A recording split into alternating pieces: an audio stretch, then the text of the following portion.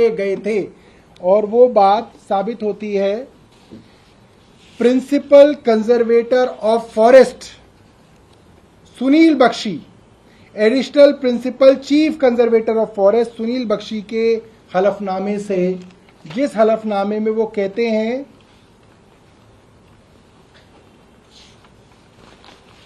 कि एलजी उस जगह पहुंचे और एलजी ने जो डायरेक्शन दी वो इसमें लिखी हुई। दूसरा एफिडेविट है डीडीए का।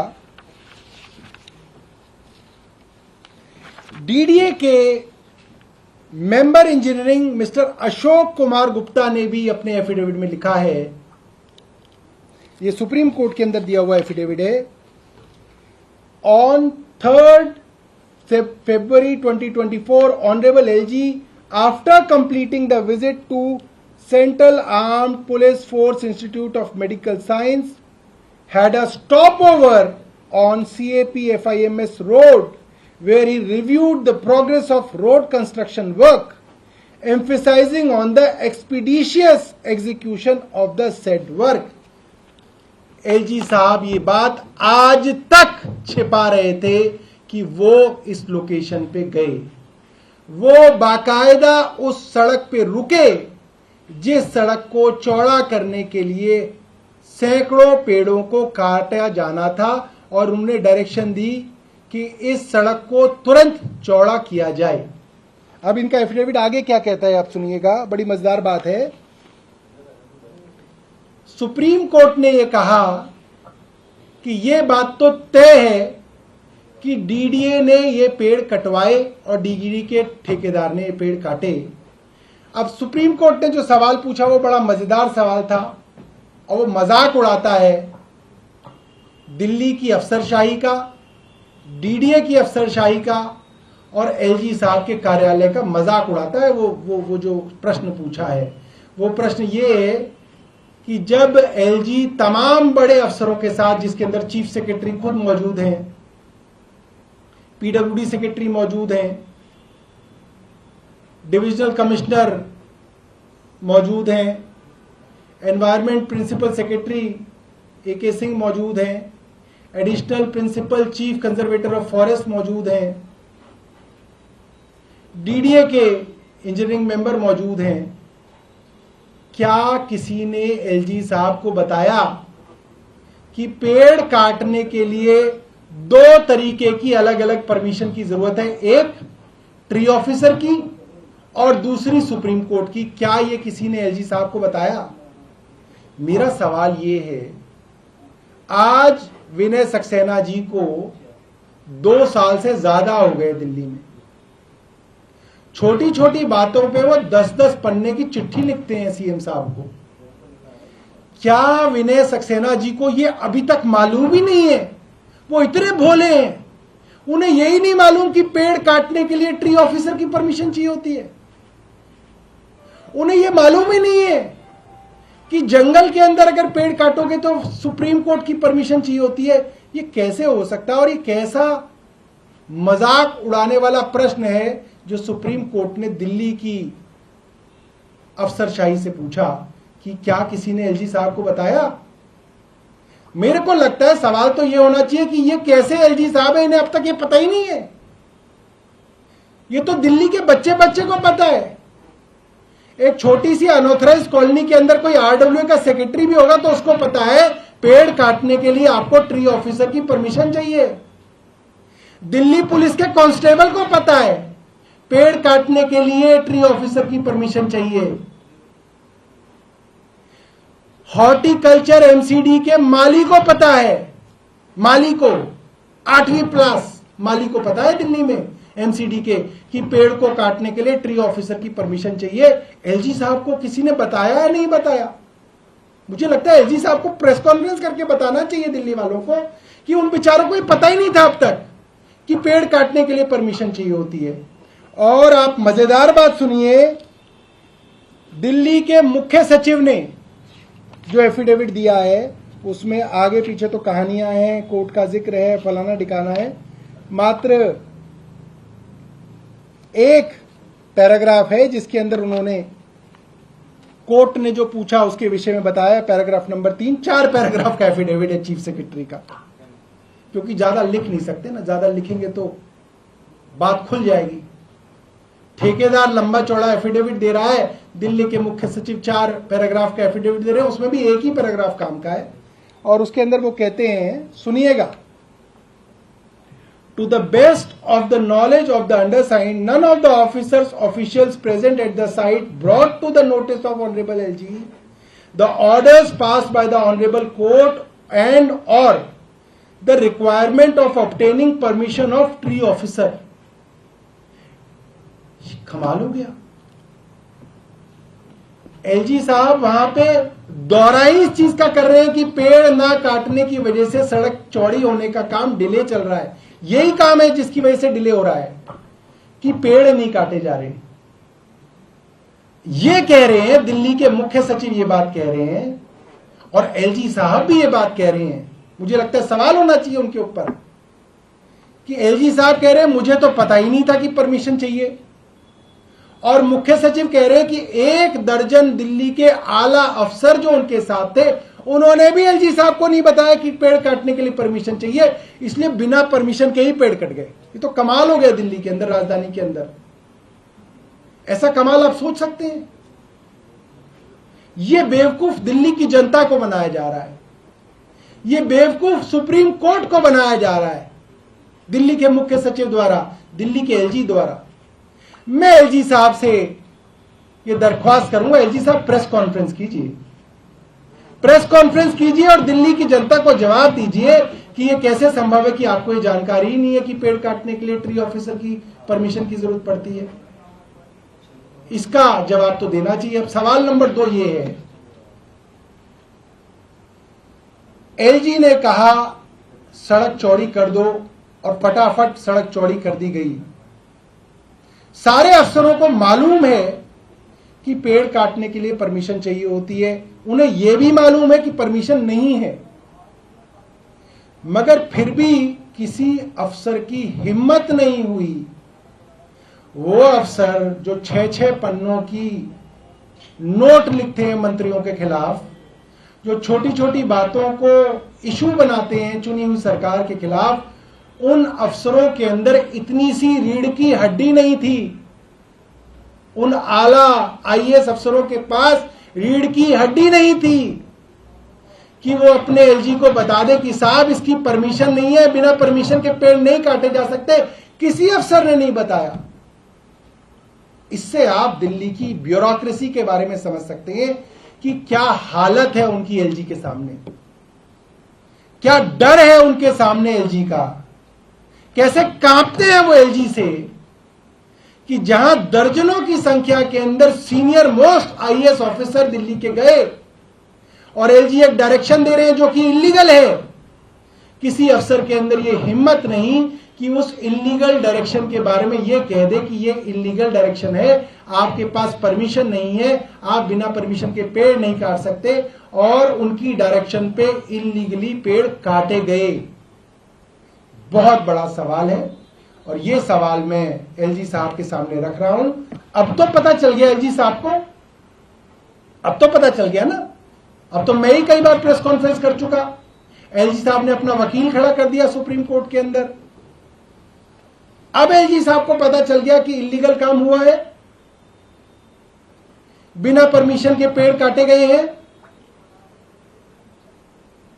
कल ही अखबार के अंदर एक खबर छपी, आज छपी है, माफ कीजिएगा, कि एलजी साहब ईस्ट दिल्ली के स्पोर्ट्स कॉम्प्लेक्स में गए, उन्हें चीजें पसंद नहीं आई तो ईस्ट दिल्ली स्पोर्ट्स कॉम्प्लेक्स को देखने वाले डीडीए के अफसर को तुरंत सस्पेंड कर दिया एलजी साहब ने। आपने सुना होगा, आज अखबार में छपा है। मैं जानना चाहता हूं एलजी साहब ने अब तक मुख्य सचिव को क्यों नहीं सस्पेंड किया? भाई एलजी साहब को अगर गुमराह करके पेड़ कट गए, एलजी साहब तो बोले वाले, उन्हें नहीं मालूम था, मैं ये बात मान लेता हूं, तो फिर तो अफसरों ने गुमराह किया ना एलजी को। मुख्य सचिव को तो ये जानकारी है कि पेड़ काटने से पहले पेड़ों को काटने की परमिशन चाहिए, तो मुख्य सचिव ने गुमराह किया। एलजी साहब ने क्या एक्शन लिया मुख्य सचिव पे? Principal secretary environment AK Singh ने गुमराह किया, उनको तो मालूम था कि ये परमिशन नहीं मिली, क्या एक्शन लिया उन्होंने, एलजी ने अब तक उनके ऊपर? तमाम डीडीए के अफसरों को मालूम था जो उनके साथ गए थे। खुद अशोक कुमार गुप्ता मेंबर इंजीनियरिंग जो उनके साथ थे, उनको मालूम था कि परमिशन नहीं है। ये तो साफ हो गया ना एफिडेविट से ही। एलजी साहब ने अब तक क्यों उनके ऊपर कार्रवाई नहीं की? इसका मतलब ये है सब मिले हुए हैं। अगर एलजी साहब को गुमराह करके पेड़ कटे होते, अब तक एलजी साहब ने इनकी नौकरियों में इनको सस्पेंड कर दिया होता। मेरा एलजी साहब से सवाल है, आपने इनके ऊपर अभी तक कार्रवाई क्यों नहीं की? इसलिए नहीं की क्योंकि इनकी ही डायरेक्शन पे हुआ है काम, ये कार्रवाई कैसे कर दे? ये बहुत बड़े सवाल हैं, और ये बड़े इसलिए हो जाते हैं कि आज दिल्ली की अफसरशाही गिरवी रख दी भारतीय जनता पार्टी ने, पूरी की पूरी अफसरशाही गिरवी रख दी। जो काम है करने के, जल बोर्ड के काम करने हैं, नहीं करेंगे। हेल्थ डिपार्टमेंट में दवाइयां लानी है, नहीं लाएंगे। मोहल्ला क्लिनिक की सैलरी देनी है, नहीं देंगे। हां, जो लीगल काम है वो नहीं करेंगे, मगर इलीगल काम तो एलजी के इशारे पे भी कर रहे हैं। ऐसे हो रहे हैं, इशारे पे हुए। एलजी का इशारा और पेड़ पूरे काट दी। मैं एलजी साहब से निवेदन करूंगा, एलजी साहब छुप छुप के हमले करना बंद कीजिए, प्रेस कॉन्फ्रेंस कीजिए और जवाब दीजिए। जनता आपसे जवाब मांग रही है। बहुत बहुत धन्यवाद। सर, एक सवाल है कि आम आदमी पार्टी के जो 5 पार्षद है, कुछ देर पहले ही उन्होंने बीजेपी ज्वाइन कर ली है, किस तरीके से इसका? अरे यार, अब आप देखो, बिना परमिशन के तो लोग इतना डर से कांप रहे हैं कि लोग इनको जो है पेड़ काट के दे देते हैं हाथ में। छोटे छोटे पार्षद क्या चीज है? डर का माहौल है देश में, डर की वजह से गए हैं। मैं कह रहा हूं डर का माहौल है देश के अंदर। तो कौन किस वजह से गया है वो तो मुझे नहीं मालूम इंडिविजुअली, मगर इस वक्त जो दिल्ली के अंदर माहौल है, जो आईएएस अफसर परमानेंट ब्यूरोक्रेसी कहलाता था, जिसके छोटी छोटी बात पे अरविंद केजरीवाल से ईगो हर्ट हो जाती थी और आईएएस एसोसिएशन हड़ताल करती थी, वो आईएएस एसोसिएशन से मैं पूछना चाहता हूं, भैया ऐसे अफसर कहां से बनाए तुमने जिनके पास रीढ़ की हड्डी नहीं दी? भगवान ने रीढ़ की हड्डी बना के पैदा किया था उनको, उनकी रीढ़ की हड्डी कैसे भारतीय जनता पार्टी ने गायब कर दी? उनके पास जो है ये कहने का ही अब हिम्मत नहीं रही कि इलीगल काम है, इलीगल काम नहीं होगा। और हम यही तो बता रहे हैं भाई, जहाँ बड़े बड़े अफसर जो है उनके आगे नतमस्तक है, छोटे मोटे पार्षदों का क्या है? कुछ नहीं। विधायक, मंत्री और सभासद भी जा रहे हैं, चुनावी वर्ष है, कुछ में तो चुनाव है। अब जो आपकी क्या तैयारी? मतलब अभी जा रहा हो जाएगा, नए जीत के आएंगे, हमारे कोई तैयारी नहीं। महाराष्ट्र के जलगांव में पीएम मोदी ने बयान दिया है कोलकाता के जूनियर डॉक्टर के साथ डूमोर घटना पर कि राजनीतिक दल और राज्य सरकार से कहूंगा कि महिलाओं के खिलाफ जो अपराध हो रहे हैं उसमें बचना चाहिए। हमारी सरकार ने महिला अपराध के खिलाफ कानून बनाया है, इससे पहले इस पर काम नहीं हुआ, फैसले नहीं लिए जाते थे। मैं मोदी जी को सिर्फ ये याद दिलाना चाहूंगा, ब्रजभूषण शरण सिंह का बेटा उनकी पार्टी से सांसद चुना गया है। जब वो पार्लियामेंट्री मीटिंग बुलाते हैं तो उनके साथ वो मीटिंग के अंदर शामिल होता है।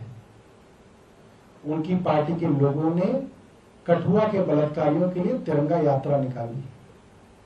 हाथरस के अंदर जब एक बेटी का बलात्कार हुआ तो उनकी सरकार बलात्कारियों के साथ खड़ी थी और उस बेटी की अंतिम यात्रा भी उसके परिवार को नहीं बताई गई।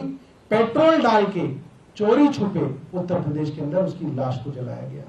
प्रधानमंत्री जी महिलाओं के बारे में जितना कम बोले उतना उनके लिए अच्छा है। सर, हरियाणा में चुनाव है, आप भी लड़ रहे हैं, कुछ बीजेपी के नेताओं ने चुनाव आयोग से कहा है कि उस तारीख का टाल दिया जाए, तो छुट्टी का टाइम होगा उसके अंदर। देखिए, फिर उसमें कई चीजें टालनी पड़ेंगी। अब डेरा सच्चा सौदा के जो सचिव वो प्रधान है, उनकी तो फरलो दे दी है, वो बेचारे बेल पे बाहर आ गए। अब वो चुनाव टालोगे तो फिर बीजेपी को उनके लिए दोबारा से उनको बाहर निकालना पड़ेगा। तो उसके अंदर काफी चीजें जो है मिली जुली हैं, तो बीजेपी को कई लोगों से बात करनी पड़ेगी, वहां भी बात करनी पड़ेगी कि वो कब आए कब जाएं, तो बहुत सारी चीजें तो वो तय कर लेंगे, फिर वो अपने आप कर लेंगे। चिट्ठी विट्टी तो आपके लिए है। क्यों टालने की मांग कर रहे हैं, क्या वजह मानते हैं? मुझे नहीं मालूम। देखिए, अभी तक जो चुनाव आयोग का पूरा वो रहा है, इनका जो ट्रैक रिकॉर्ड रहा है वो ये होता है, जब प्रधानमंत्री की आखिरी रैली होती है उसके बाद प्रधानमंत्री और वो जो है चुनाव आयुक्त जो है वो प्रेस कॉन्फ्रेंस करके चुनाव अनाउंस कर देते हैं। ठीक है, तो होता तो इनके घर की तरह है, घर की बात है इनकी, बट इस बार क्या कैलकुलेशन मिस्टेक हुई, क्या हुआ, तो हो सकता है कुछ शायद माहौल बदलाव नीचे, मगर चिट्ठी लिखने की इनको कोई जरूरत नहीं है, वैसे भी करा सकते हैं उनसे। आप भी स्टेक होल्डर हैं वहाँ पर, चुनाव लड़ रहे हैं आम आदमी पार्टी, इसलिए पूछ रहा हूँ आपका क्या विचार। अरे हमारी कौन सुन रहा है इलेक्शन कमीशन में, हमारा कौन सुन रहा है, ये चिट्ठी विट्ठी तो लिखने की इनको जरूरत भी नहीं है, ये सिर्फ आपके लिए लिख रहे हैं चिट्ठी, ये तो वैसे ही कह देंगे चुपचाप, तो वो और किसी बहाने से टाल देंगे चुनाव, कोई बड़ी बात नहीं। सौरभ जी लक्ष्मीनगर से विधायक है, अब वर्मा उन्होंने याचिका दायर किया, हाई कोर्ट में कहा है कि उनकी विधानसभा में सीसीटीवी नहीं लगे, साथ ही साथ ये भी कहा है कि जहां सत्तारूढ़ दल है वहां पर सीसीटीवी लग रहे हैं, लेकिन जहां बीजेपी विधायक है वहां नहीं लगाए जा रहे। नहीं, मैं आपको अमित शाह जी का याद दिलाता हूँ। अमित शाह जी पिछले चुनाव में दिल्ली आए थे और भाषण में बोला था कि अरविंद केजरीवाल झूठ बोल रहा है, दिल्ली में सीसीटीवी लगे ही नहीं है। अब उन्हीं का विधायक बोल रहे हैं कि जी पूरी दिल्ली में सीसीटीवी लग गए, मेरी विधानसभा में नहीं लगे। तो अमित शाह जी और उनकी पार्टी के विधायक पहले तय कर लें कि दिल्ली में अरविंद केजरीवाल ने सीसीटीवी लगाए हैं या नहीं लगाए हैं। अगर वो मान लेते हैं कि लगाए हैं तो इनके यहां भी लगवा देंगे, क्या दिक्कत है हमें। ये तो मानने को ही तैयार नहीं है कि सीसीटीवी लगे हैं, लगे हैं बाकी जगह। एक वार्ड में, उनके ही एक वार्ड में जहां पर आपकी पार्षद है, वहां 1000 से ज्यादा कैमरे लगाए गए। और देखिए वैसे तो मेरा विभाग नहीं है मोहित भाई, मगर आपको पहले मानना तो पड़ेगा कि सीसीटीवी लग रहे हैं दिल्ली में, तभी तो आप कहोगे मेरे यहाँ लगा दो। जब आप ये कह रहे हो कि लग ही नहीं रहे और कह रहे हो कि मेरे यहाँ नहीं लगे, तो ये भारतीय जनता पार्टी के जो आजकल अध्यक्ष हैं, क्या नाम है उनका, नहीं छोटे वाले, मेरे अपने साथ विधायकों के साथ बैठे और तय करें कि अरविंद केजरीवाल जो जो बात कहते हैं उसमें क्या चीज है जो हो रही है और उसमें से कौन सी चीजें हैं जो उनको चाहिए। तो एज ए यूडी मिनिस्टर मैं आपको पूरी जिम्मेदारी से कह रहा हूं, एज ए यूडी मिनिस्टर हम उनको भी वो सहूलियतें देंगे जो दिल्ली के अंदर बाकियों को मिल रही है, बशर्ते वो एज ए पॉलिटिकल पार्टी माने कि बाकी जगह वो सहूलियतें मिल रही हैं। फॉर एग्जाम्पल ये कहते हैं मोहल्ला क्लिनिक के अंदर तो गाय घोड़े घूम रहे हैं, गधे घूम रहे हैं, वहां तो दवाई मिलती ही नहीं, यही कहते हैं ना। फिर ये कहें कि जी हमारे यहाँ मोहल्ला क्लिनिक नहीं खुला, ये तुम्हें क्यों खोलना है, तुम्हें तो जरूरत ही नहीं है। तो ये माने पहले कि इनको जरूरत है, तो बहुत अच्छा है।